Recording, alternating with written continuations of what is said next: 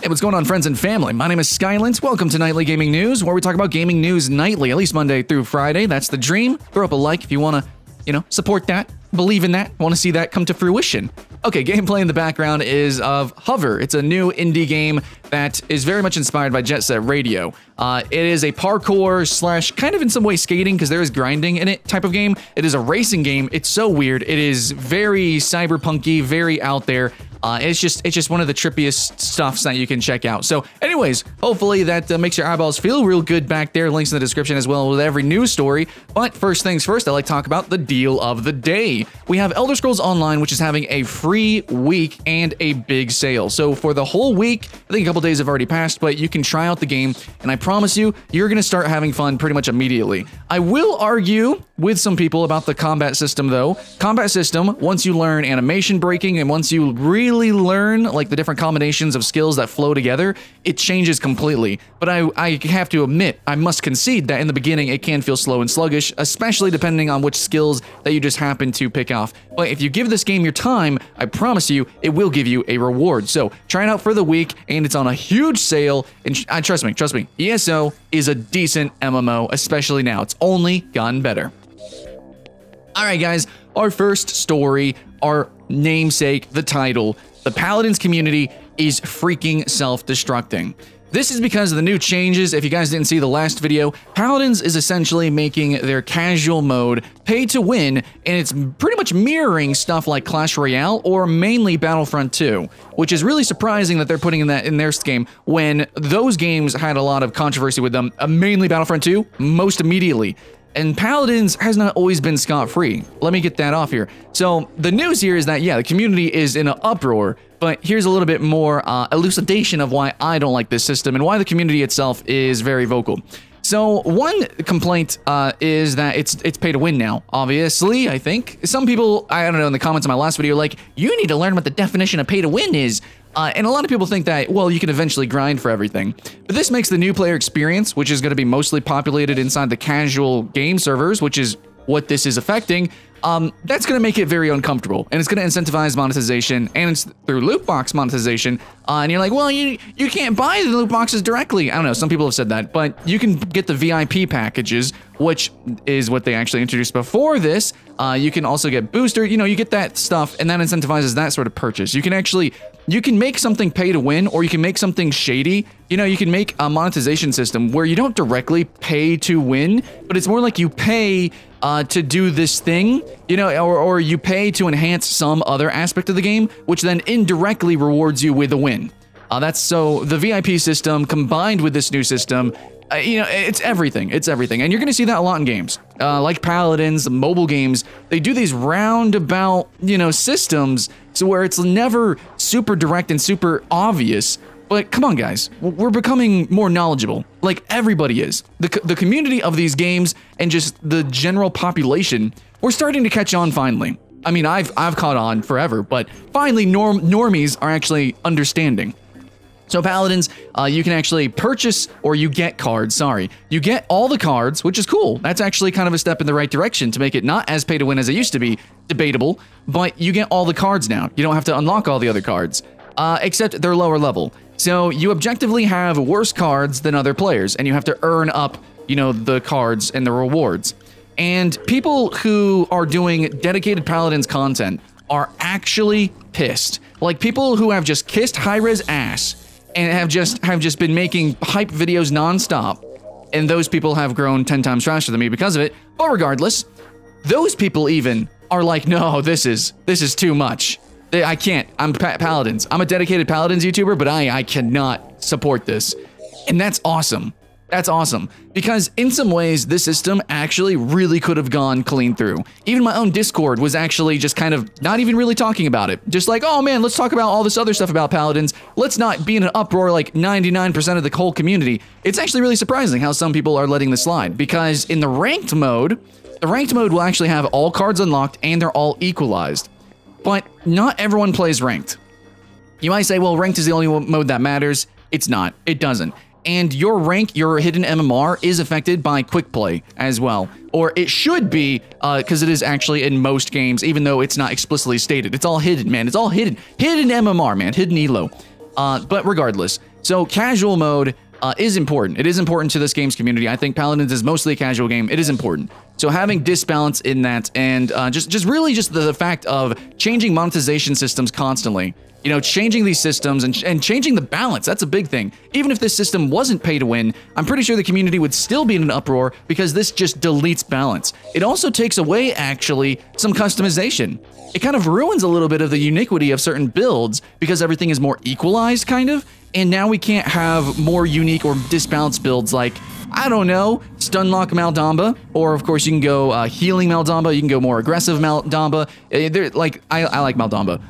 There's more survival-oriented builds with a lot of different characters, and now those are kind of being more averaged, and it's going to be more vanilla. And that's the gimmick of Paladins was the customization. So even without the pay-to-win elements or the shady monetization systems, you know, RNG progression, which it kind of was a little bit before. Now, I mean, God, dude, that basically, here's my opinion on Paladins. Paladins is just, it's really very much a money grab. It's a cool money grab. There's a lot of cool money grabs, but I think it's a money grab at its very core. And I think a lot of people are now just like, okay, high res, yeah, we know what Paladins is now. So that's my little rant on that. Let's move on to the next story. Yeah, next up we have XENOBLADE Chronicles 2. The review threads are out, and it looks very hit or miss, but that's mainly because of how niche the game is. I actually want to ramble about this. So the news is, game came out, reviews are either, whoa, this is pretty awesome, or, I'm not really feeling this. But it's interesting if you actually read the reviews, because the reviews would be like, okay, I don't like this, and I have these problems with these games, but it appears if you like JRPGs, you're gonna really, really like this game. And that's actually the story that I want to talk about, is I'm interested in this game, even though I haven't played JRPGs in forever. I think I could probably get into them again, but I generally don't like JRPGs. I've only liked a select few. But that's the thing about reviewing. Normally, okay, I'll admit, when I review games, I admit my bias in things, like 4X's. I just recently did a bunch of strategy games and 4X reviews, and I said, guys, I suck at these games, but I still love them. And I kind of explained my biases there. But when it comes to other reviews, it seems that there's a point where, like at JRPGs, where reviewers they use their biases and they continue to do the review, but then they do this thing. They do this thing, and I don't know if I agree with it, but they'll give a game like a 70, right? And so they don't like JRPGs generally. They played this game and they didn't enjoy it. But then even though they give it the number 70, in the text, they'll say, yeah, if you like JRPGs, you're gonna love this game. A lot of people don't like that. It's like, okay, if you understand that this is a quality JRPG and it's selling itself as a JRPG, it is a JRPG wholly, and it's marketing itself to that crowd, shouldn't you give it a higher score? Or you can think that, well, if you really truly believe this game deserves a 70, then why would you ever say that it's a great game of its own genre? Are you saying all JRPGs are just 70s? Maybe that is the case for you. I don't know. There seems to be this weird disbalance here. That's the reviewer understands that it's not a bad game, yet they're kind of giving it a bad review. So either they're admitting that they suck at reviewing, at least those particular games, which might be the case, or that they're kind of giving in to the culture. See, okay, this is my big complaint here, is that, in my opinion, there are certain genres, actually, that are really held back by repetitious mechanics. Generally, JRPGs have, frankly, a lot of stuff that I don't like that I think could be really innovative on. So there are some cool, like Kingdom Hearts is a really unique mechanic game. I think some people don't even call that a JRPG. I don't know, debatable, but it's like a totally unique thing, right? A totally unique mechanics. And there's a couple of other games that do, like they would be considered JRPGs, but they add wholly unique mechanics. Now XENOBLADE Chronicles 2 might be one of those games. I'm just saying JRPGs tend to be a genre that's really reiterated a lot, very often. And a lot of tropes, a lot of similar art styles, a lot of similar things happen, which is why I kind of just bypass them. So I think a lot of times reviews go higher than they should, and a lot of times they go lower than they should. Lower because some people just don't get it, which is probably going to be me to an extent. And then higher because some people are forgiving faults that are truly faults in the gameplay, but because people are infatuated with the RPG, the JRPG, with like the anime art style and stuff, they give it a slide. So I don't really like that. I don't think so. I think we should try to be more unbiased and more respective of unique genres and who they sell to, true, but we shouldn't just completely bypass big faults in the gameplay. We shouldn't just say, you know, oh, what's a JRPG, so the combat, the grind is supposed to be big, the combat's supposed to be slow-paced. No, it doesn't. It doesn't need to be that grindy. You know, it doesn't have to be. Oh, the story's cringy. You know, it's super tropey, which sometimes happens. Though JRPGs I found actually have some unique monsters and world settings, but generally they kind of follow a same flow. Regardless, I think we just need to call it like it is. That's the point of a reviewer, and I feel like for JRPGs, fighting games, and a few other genres, that reviews are extremes. It's always too positive or too negative, and that's really what I wanted to talk about here. So yeah, XENOBLADE Chronicles 2, let me know guys, is it a cool game? So I'm somebody who used to play JRPGs, and I want to get back into it, so is it something to jump into? Because it looks freaking cool. That's all I gotta say on that story.